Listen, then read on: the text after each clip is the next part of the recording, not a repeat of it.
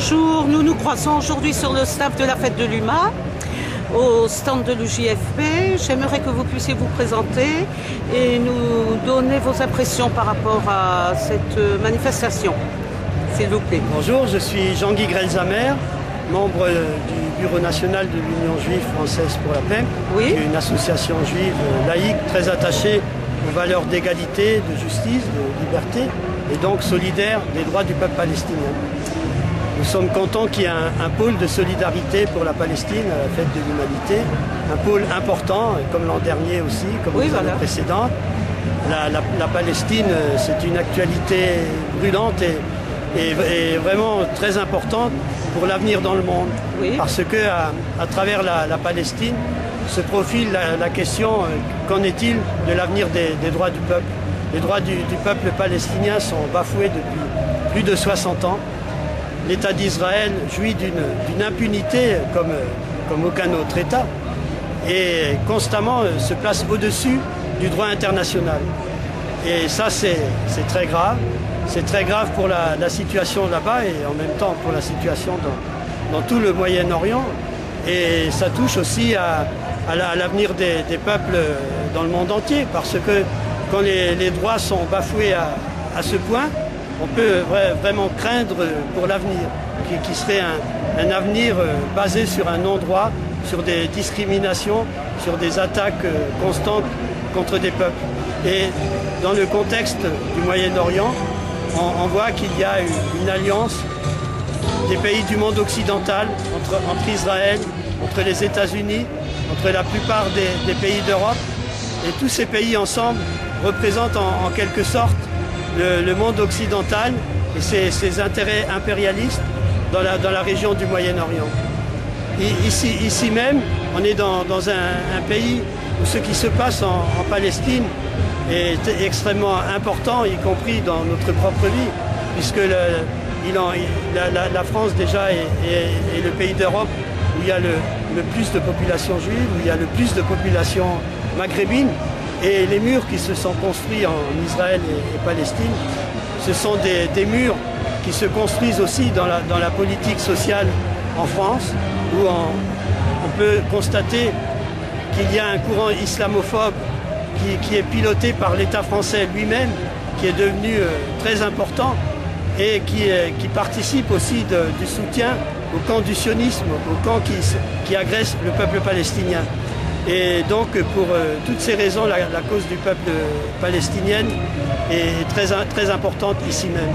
Nous pensons que le processus, soi-disant le processus de paix, c'est malheureusement une politique qui sert à retarder les échéances, à essayer de neutraliser la résistance du peuple palestinien, à donner du temps à Israël pour continuer sa politique de colonisation.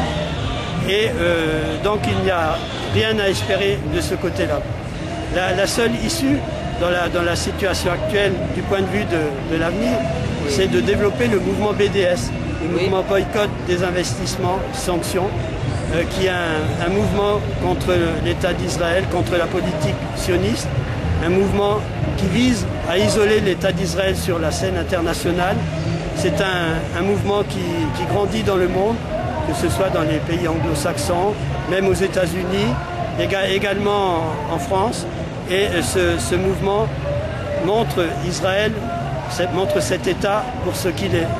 Un État qui bafoue le droit international, un État qui rejette les droits du peuple palestinien, que ce soit en Israël même, où les Palestiniens d'Israël sont des citoyens de seconde zone, que ce soit en Cisjordanie, où la colonisation continue de façon galopante, que ce soit à Jérusalem, en Cisjordanie, où l'État d'Israël prétend que Jérusalem est la capitale éternelle d'Israël, alors que Jérusalem est une ville qui est partagée entre populations juives israéliennes et populations palestiniennes, que ce soit aussi à Gaza, où un blocus inhumain continue, avec l'appui de la plupart des grands États dans le monde politique international, que ce soit aussi le sort des réfugiés. Les droits des réfugiés palestiniens sont complètement niés. Donc ce mouvement boycott des investissements, sanctions, c'est pour rétablir les droits du peuple palestinien.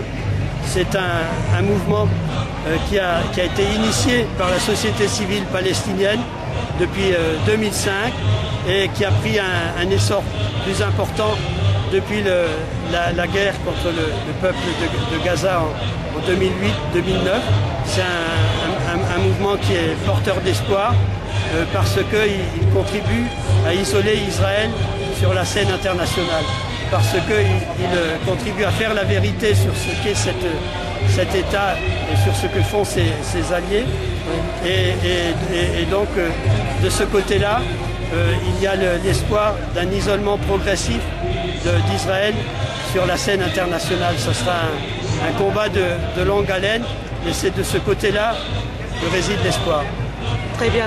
Le fait de l'UMA, vous pensez que c'est un événement qui est complètement positif par rapport à l'information, les personnes qui viennent au stand, voilà, ou qui viennent se solidariser? Voilà, absolument, c'est tout à fait positif parce qu'il y a plusieurs débats, il y a des rencontres avec des résistants palestiniens d'Israël. Oui.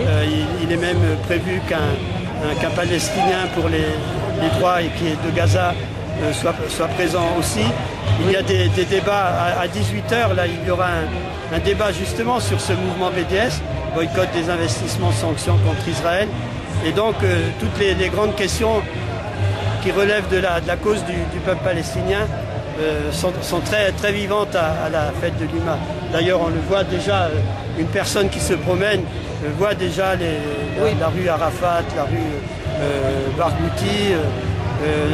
Donc la fête de l'UMA est vraiment une bonne caisse de résonance des droits du peuple palestinien. Je vous remercie beaucoup. À bientôt. Merci.